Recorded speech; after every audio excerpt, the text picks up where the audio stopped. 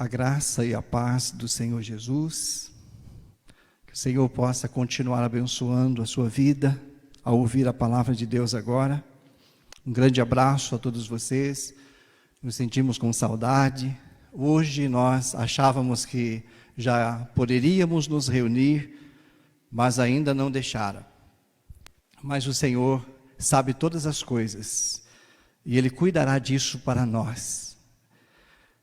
Quero que você, se você puder, abra sua Bíblia no livro de Apocalipse, capítulo 21, versículo 6. E vamos ler este versículo, uma palavra que ardeu no meu coração esta semana. Eu creio que o Senhor vai falar com cada um de nós e vai estar trazendo bênção, edificação sobre as nossas vidas.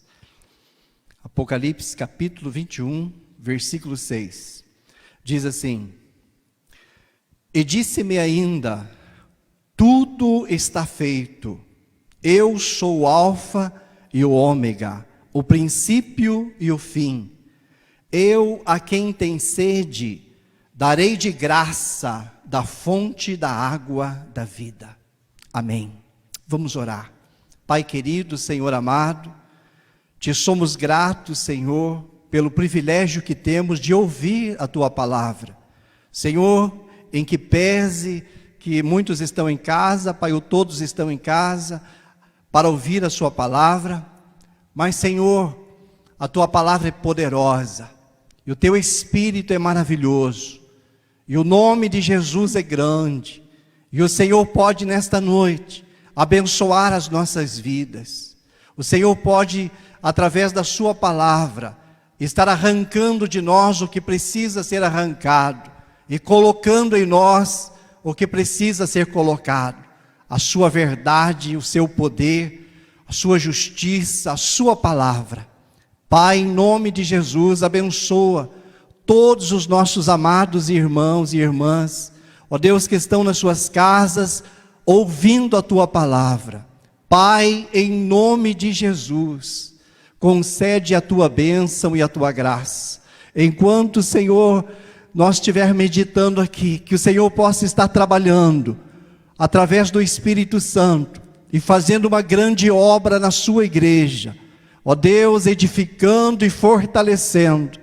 Enquanto o diabo pensa que a igreja está sendo esfriada, o Senhor pode fortalecer e soprar nas brasas, Pai, e fazer com que o Teu Espírito possa arder pelo poder da Tua palavra, nesta noite, em o nome de Jesus. Abençoa-nos assim, Pai, em nome de Jesus Cristo de Nazaré. Amém. Amém, glória a Deus. Este versículo diz assim: Disse-me ainda. Jesus já tinha dito muitas coisas, mas Ele disse ainda, tudo está feito. Na cruz Jesus disse, tudo está consumado. Aí continua dizendo assim, eu sou o Alfa e o Ômega, o princípio e o fim. Eu, a quem tem sede, darei de graça da fonte da água da vida. Aleluia. Meu desejo e a minha oração é que você esteja com sede. Se você não estiver com sede, não vai acontecer nada, você nem vai conseguir ouvir esta mensagem até o final. Mas se você estiver com sede, a promessa do Senhor é que Ele vai nos dar de graça da água da vida. Aleluia. E esta água, quando começa a fluir sobre nós, é algo lindo e maravilhoso da parte de Deus, nosso Pai. Então eu quero que você possa ouvir a palavra de Deus. Jesus disse, eu sou o Alfa e o Ômega, o princípio e o fim. E eu estava meditando, tudo tem um começo, e tudo tem um fim. Tudo na nossa vida tem um começo, e tudo tem um fim. Na verdade tem um meio também. Tudo tem um começo, um meio e um fim. Somente Deus é infinito. Deus não passa por começo, meio e fim. Deus é infinito. E quando nós estivermos na vida eterna que Ele nos prometeu, nós vamos estar vivendo esta vida infinita, que não tem começo, não tem meio e não tem fim, como Deus infinito é. Então, todas as coisas têm um começo, e tudo tem um fim, e tem um meio. Talvez muitos de nós estejamos no meio. Nós estamos vendo esta peste da China, que está assolando o mundo. Eles falam que ela vai, daí tem um pico, né? Um auge, um pico, e daí ela começa a descer. Talvez a nossa vida também é assim, tem um pico. Eu creio que eu esteja nesse pico, porque já tenho 54 anos, e eu estou no pico, eu estou no auge, na força, jovem ainda, aleluia. E tudo começou na nossa vida, na concepção, aí nós nascemos, daí depois, um dia nós vamos descansar das nossas obras, um dia nós vamos ressuscitar, e um dia nós podemos ter uma vida infinita, aleluia. Então tudo tem um começo e tudo tem um fim. Mas eu tenho uma boa notícia, amados, não fique triste pelo fim. Sabe o que a Bíblia diz do fim? Em Eclesiastes 7:8, a Bíblia diz assim: melhor é o fim das coisas do que o seu princípio. Melhor é o fim das coisas do que o seu princípio. Melhor é o fim das coisas do que o seu princípio. Pode ser isso. Parece que não bate com a nossa mentalidade. Mas a palavra de Deus diz que os pensamentos de Deus são mais altos do que os nossos, e os caminhos de Deus, eles são muito retos. E no versículo 1 de Eclesiastes 7 é demais. Parece que o escritor, o sábio Salomão, ele estava fora de si, mas na verdade não, ele estava na direção do Espírito Santo. E ele escreveu assim lá, ele disse assim: o dia da morte é melhor do que o dia do nascimento. Pode uma coisa dessa? Todos nós queremos escapar e nem pensar nisso, só falar nos arrepia, mas a palavra de Deus diz: o dia da morte é melhor do que o dia do nascimento. Parece que não bate com a nossa mente, mas Deus sabe o que Ele, pelo Espírito Santo, levou Salomão a escrever estas coisas. E no versículo 2 do capítulo 7 diz: melhor é ir à casa onde há luto do que ir à casa onde há festa ou banquete. Também não bate com a nossa mente. Puxa vida, melhor é a casa do luto. Não, não é melhor. Na nossa mente não é. Mas por que Deus diz que é melhor? Porque lá você vai se ligar, lá você vai pensar, e na casa da festa você não vai pensar em muitas coisas que você deveria pensar. Então, a boa notícia de Deus para nós é que o melhor está por vir, aleluia. As coisas boas estão para acontecer, amados, e Deus trabalha de uma forma que nós não entendemos muitas vezes. E aqui diz: melhor é o fim das coisas do que o seu princípio. Mas todos nós temos princípio, e nós precisamos entender essas coisas. Tudo começa no princípio, tudo tem um princípio. É bom que a gente comece bem no princípio, e a gente termine bem. Agora, começar mal e terminar bem não é um problema. O problema talvez seja começar bem e terminar mal. Muitas pessoas na igreja, elas vieram e elas começaram bem. Elas se acharam com o Senhor na igreja, gostaram do Senhor, começaram bem. Tem muitas, tiveram ministérios, começaram bem. Mas terminar bem, que é o importante.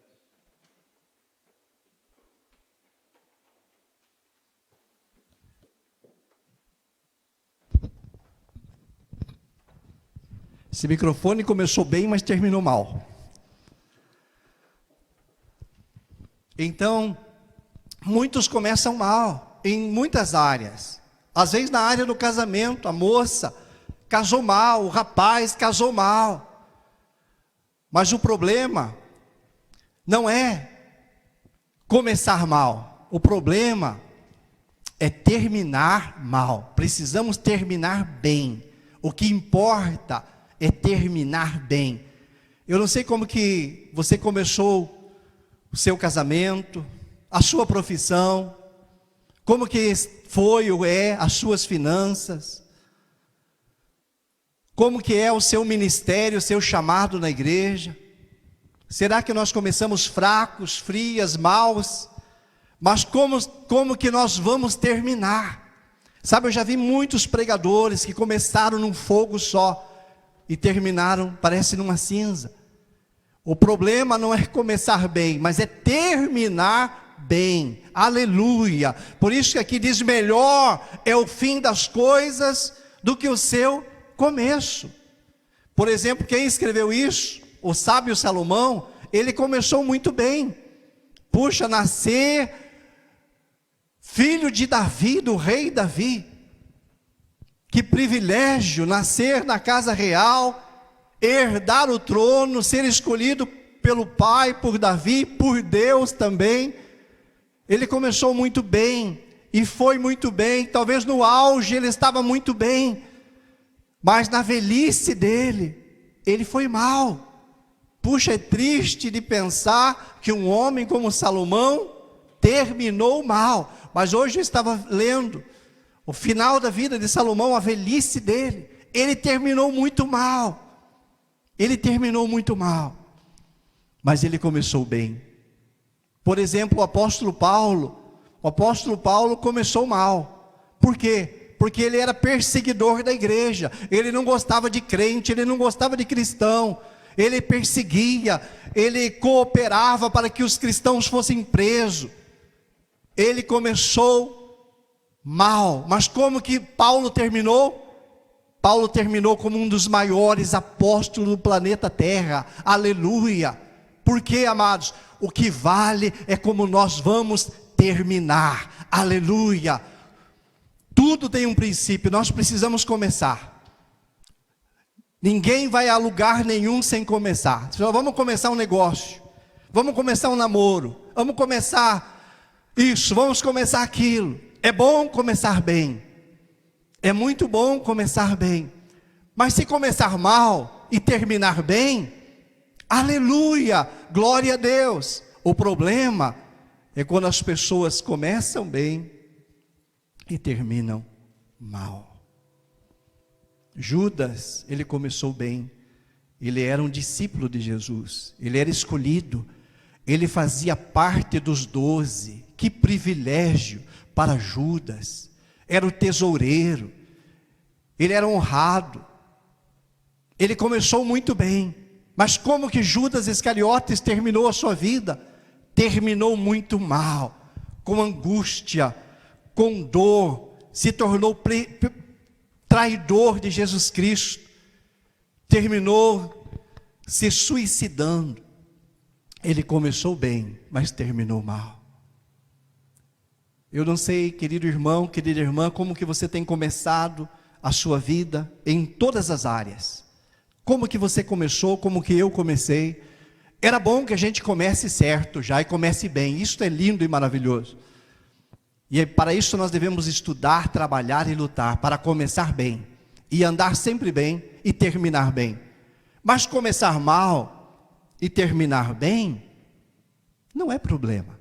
O problema é terminar mal. Paulo, por exemplo, ele exortou aqui a igreja dos Gálatas. Em Gálatas capítulo 3, versículo 3, Paulo disse assim: vocês começaram no Espírito e agora estão se aperfeiçoando na carne. Que coisa gloriosa! Paulo, ele era o apóstolo da igreja. Talvez foi por causa da palavra dele, do testemunho dele, que começou a igreja dos Gálatas. E Paulo diz: olha, vocês começaram bem, vocês começaram no Espírito, mas agora vocês estão na carne. Deixa eu te perguntar como começou a sua fé. Começou no Espírito, tinha paixão, fogo de Deus, lia a palavra, se emocionava. Agora ler a palavra talvez seja um fardo. Orava, tinha prazer de orar, tinha prazer de levantar as mãos, adorar Deus, fechar a porta do seu quarto, do banheiro, aonde que você estivesse, e adorar Deus. Agora só adora Deus porque tem que adorar. Não, queridos, isto é ruim. Paulo disse assim: vocês começaram no Espírito e agora estão se aperfeiçoando na carne. Por isso que é bom, amados, durante o tempo que se chama hoje, nós voltarmos cada dia para o Senhor, voltarmos para o Espírito Santo, termos paixão, gozo, sentirmos a unção dele sobre nós, o fogo dele queimando e ardendo sobre nós, todos os dias da nossa vida. Por que, amados? Porque é o tempo que se chama hoje, é o princípio, ou é o meio, o auge, ou é caminho para o fim, mas ainda não é o fim. A Bíblia diz: enquanto há vida, há esperança. Se você parou de andar nos caminhos do Senhor e quer voltar, Jesus está de portas abertas. Comece, mas comece hoje. Agora, depois do processo de descansar das obras, ou aqueles que dizem morrer, aí, amados, depois disso, é aguardar a ressurreição. E depois da ressurreição, tem 2 lugares para os seres humanos passar a eternidade. Sabe que seria até interessante se as pessoas morressem e não ressuscitassem mais? Já teve gente que disse para mim assim: aproveite a vida, faça isso, faça aquilo outro, não se prive de nada, porque amanhã vai morrer e vai voltar para o pó, e perdeu as suas oportunidades. Mas não, queridos irmãos, todos vão ressuscitar, uns para a vida eterna, outros para a vergonha e horror eterno. E é isso que durante o tempo que se chama hoje, nós precisamos meditar, nos humilharmos e deixarmos Deus falar ao nosso coração, porque tem 2 lugares para todos os seres humanos passar a eternidade, quer queiram, quer não. Eu não quero, não estou nem aí. Não importa se nós estamos aí ou não estamos aí. A questão é que se nós estiver aí e dizer: enquanto é hoje, eu quero me arrepender, entregar minha vida para Jesus, e obedecer Jesus, e servir Jesus, e obedecer Ele, seguir Ele, até o final da minha vida, é uma questão. Nós vamos ressuscitar. Mas eu não quero Jesus, eu não quero nada com nada, eu não tenho nada, o que eu quero, você vai ressuscitar também, quer queira, quer não queira. É Deus quem manda, Ele é Senhor soberano sobre toda a terra, sobre o céu, sobre o inferno, Ele é Deus. Então, o inferno é real, e nós precisamos estar nos preparando para ir para o céu, aleluia. Ter convicção e certeza da salvação, porque o inferno é real. Jesus disse em Mateus 25:41, disse assim: apartai-vos de mim, malditos, para o fogo eterno, preparado para o diabo e seus anjos, porque tive fome e não me destes de comer, tive sede e não me destes de beber, e assim segue uma lista. Jesus diz: apartai-vos de mim, malditos, para o fogo eterno. Mas para aqueles que estão com Cristo, eles: vinde benditos do meu Pai, entrai no reino que vos está preparado desde a fundação do mundo. Então, tem um lugar com Jesus no céu, e tem um lugar à esquerda de Jesus no inferno. Jesus dirá aos que estiverem à sua direita: vinde benditos do meu Pai, E Jesus dirá aos que estiverem à sua esquerda: apartai-vos de mim, malditos. Cuidado com a esquerda. Cuidado. Cuidado com a esquerda, até no partido político. Jesus dirá aos que estiverem à sua esquerda: apartai-vos de mim, malditos, para o fogo eterno, preparado para o diabo e seus anjos. Mas vocês também vão para lá, porque não quiseram ouvir. Marcos 3, 29, diz assim: mas aquele que blasfemar contra o Espírito Santo não tem perdão para sempre, visto que é réu de pecado eterno. Então, o que leva uma pessoa para o inferno? Ela blasfemar contra o Espírito Santo. O Espírito Santo, ele está gemendo, ele está chorando, ele está intercedendo para que nós aceitemos o Evangelho do reino, da graça de Deus, entreguemos nossa vida a Jesus Cristo. Mas se nós não fizer isso, nós estaremos à esquerda. E Mateus 8, 11 e 12 diz assim: digo-vos que muitos virão do Oriente e do Ocidente e tomarão lugar à mesa com Abraão, Isaque e Jacó no reino dos céus, ao passo que os filhos do reino serão lançados para fora nas trevas. Ali haverá choro e ranger de dentes. Esse texto é aquele que Jesus se impressionou com a fé do centurião. Jesus disse: olha, nem Israel viu uma fé como essa. O Senhor, aquele centurião, ele estava orando, clamando por Jesus, para que Jesus curasse o seu empregado. E falou: olha, eu tenho autoridade, eu digo para que ele faça isso, ele faz, não faça, ele não faz. Jesus, mande uma palavra, eu não sou digno de que você ande comigo, que o Senhor ande comigo. Mande uma palavra, o meu servo será curado. Mas Jesus disse: eu vou lá, eu vou curar ele.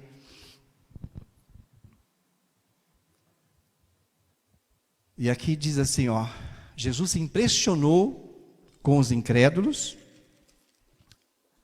que são crentes, e Jesus se entristeceu com os crentes que são incrédulos, porque disse: ao passo que os filhos do reino serão lançados para fora nas trevas, ali haverá choro e ranger de dentes. Então, nós precisamos crer, precisamos impressionar Jesus, como nós cremos na sua palavra, nas suas promessas, demonstrando, obedecendo a Ele. 2 Pedro 2,4 diz assim: ora, se Deus não poupou a anjos quando pecaram, antes precipitando-os no inferno, os entregou ao abismo de trevas, reservando-os para o juízo. Sabe, tem muita gente que diz: olha, não, mas eu não. Aqui esse texto, o apóstolo Pedro está registrado, capítulo 2, verso 4 de 2 Pedro, dizendo assim: Deus não poupou anjos.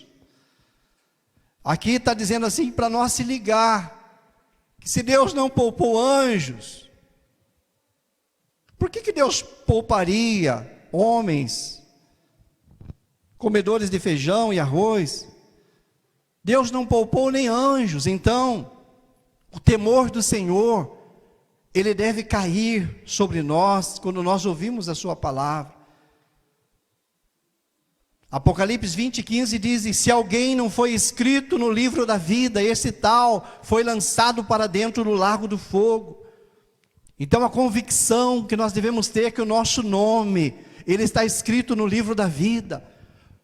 Um dia, quando o anjo abrir o livro, você não precisava ficar com o coração saindo pela boca, dizer: meu Deus, será que o meu nome está lá? Mas é lógico que está lá, aleluia, é pela fé, você crê. E Apocalipse 2, 1 e 8 diz: enquanto porém aos covardes, aos incrédulos, aos abomináveis, aos assassinos, aos impuros, aos feiticeiros, aos idólatras e a todos os mentirosos, a parte que lhes cabe será lançado no lago de fogo e enxofre, a saber, a segunda morte. Então o inferno, ele é real. E toda essa classe de pessoas aqui, que estão sem Cristo, elas irão para este lugar. Mas o que vale, queridos, é nós ir para a vida. Aleluia. É muito bom servir Deus na terra. Deus é maravilhoso. Ele não fica devendo nada para ninguém. Se você ora, Ele te alegra, Ele te abençoa. Se você lê a Bíblia, você é recompensado. Se você dá um copo de água para alguém, você é recompensado. Tudo que você fizer de bom, Deus te recompensa. Servir Deus é a coisa mais sábia sobre esta terra. Mas ainda, nós temos fé em Cristo, amados, para a vida eterna. João 3,36 diz assim: por isso, quem crê no Filho tem a vida eterna. O que todavia se mantém rebelde contra o Filho, não verá a vida, mas sobre ele permanece a ira de Deus. Então, quem crê no Filho tem a vida, mas quem não crê, sobre ele permanece a ira de Deus. Então, Jesus Cristo, Ele é a vida, Ele é o Senhor. Jesus diz: ninguém vai ao Pai senão por mim. Eu sou o caminho, a verdade e a vida. Tantas religiões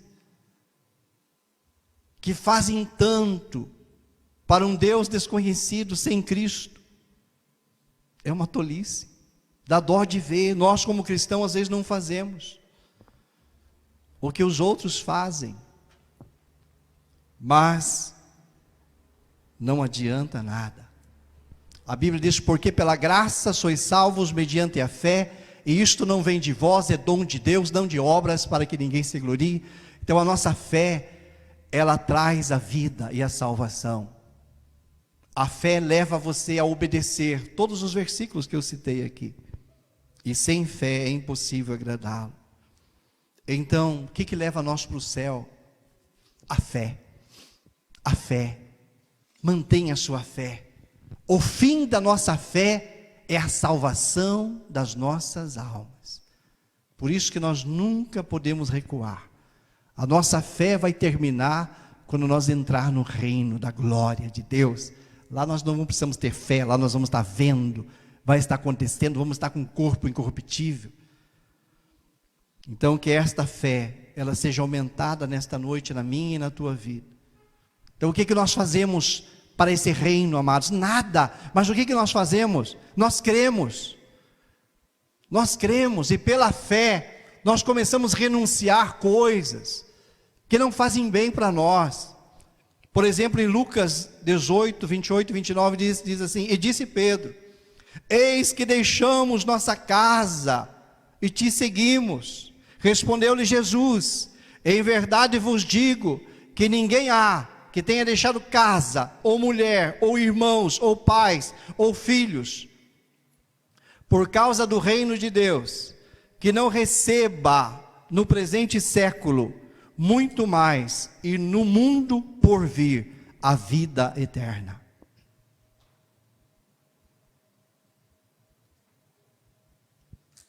Então a renúncia, tudo que você renunciar por Cristo, terá uma recompensa. Agora, neste texto aqui diz que você receberá muitas vezes mais. Muitas vezes mais é muitas vezes mais. É mais do que duas, é mais do que três. Na outra versão, no outro evangelho, diz 100 vezes mais. Tudo que você fizer para Cristo aqui. Por exemplo, os irmãos vieram aqui, ligaram as luzes, prepararam para que nós pudéssemos fazer o culto, oraram, se prepararam. O que Jesus vai fazer? Jesus vai pagar vocês 100 vezes mais no mínimo. Por isso, neste mundo, com satisfação, com gozo, com alegria, com saúde, com graça, com paz, com as finanças, em todas as áreas, Ele vai recompensar nós por tudo que nós renunciar e fazer por amor do Evangelho, por amor a Ele. E no final, Ele nos dará a vida eterna. Aleluia. Deus, amados, Ele não fica devendo nada para ninguém. Tudo que você fizer e renunciar por amor a Ele, Ele te recompensará. Então nós precisamos ter fé para a vida eterna. Talvez precisemos renunciar, como Pedro aqui diz, nós deixamos tudo isso, o que nós vamos ganhar? Talvez nós tenhamos que renunciar muitas coisas na nossa caminhada de fé. Terceira coisa, nós precisamos conhecer Deus. Ninguém, amados, terá a vida eterna assim, olha, vai cair que nem uma luva sobre você. Ai, vai ser que nem o ladrão da cruz. Sim, que Deus faz milagres, que acontecem coisas sobrenaturais, aleluia. Mas deixa eu dizer uma coisa para todos nós, que seguimos ao Senhor, como que nós seremos salvos? Por que nós seremos salvos? É por causa de nós conhecer o nosso Pai, conhecer o seu Filho, conhecer o seu Espírito Santo. João 17,3 diz, e a vida eterna é essa, que te conheçam a ti, o único Deus verdadeiro, e a Jesus Cristo, a quem enviaste. O cristão, ele precisa conhecer. Por isso que Deus, amados, Ele quer que nós leiamos a Bíblia. Quando nós lançamos aqui no começo do ano, dizendo este é o melhor ano das nossas vidas, este também nós vamos ler a Bíblia inteira no ano. Por que Deus incentiva e Deus bate nessa porta? Sim, amados, que ninguém deve ler por obrigação, isso é desagradável, mas ler com prazer a palavra de Deus para conhecer Deus, porque a vida eterna é essa, diz aqui em João 17,3, a vida eterna é essa, que te conheçam a ti, o único Deus verdadeiro, e a Jesus Cristo a quem enviaste. Como que você vai conhecê-lo? Meditando na palavra, de dia e de noite.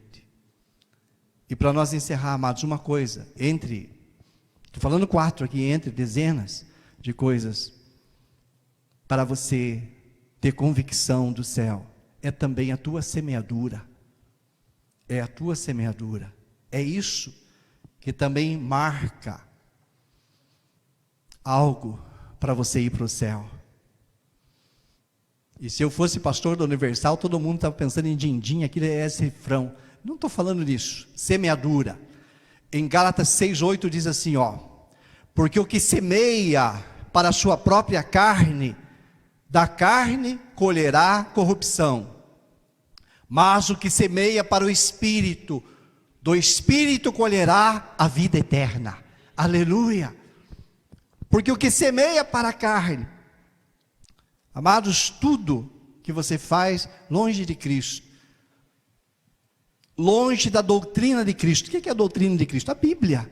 Tudo que você faz fora da Bíblia, tudo que você semeia para a carne, a Bíblia diz que vai acabar, o fim vai ser corrupção.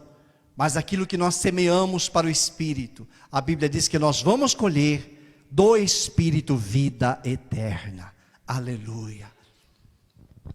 Que esta seja uma semana que você vai semear para o Espírito. Aleluia. Que você vai semear para o Espírito, para o teu Espírito, sabe? Semear para a carne,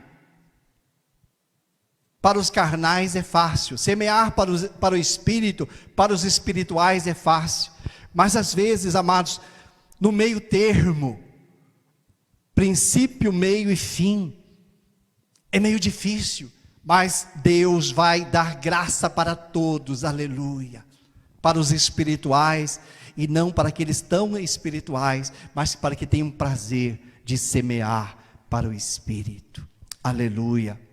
Como Paulo falou para a igreja dos Gálatas, dizendo assim, vocês começaram no Espírito, e agora estão se aperfeiçoando na carne. Nós começamos no Espírito e devemos terminar no Espírito, aleluia.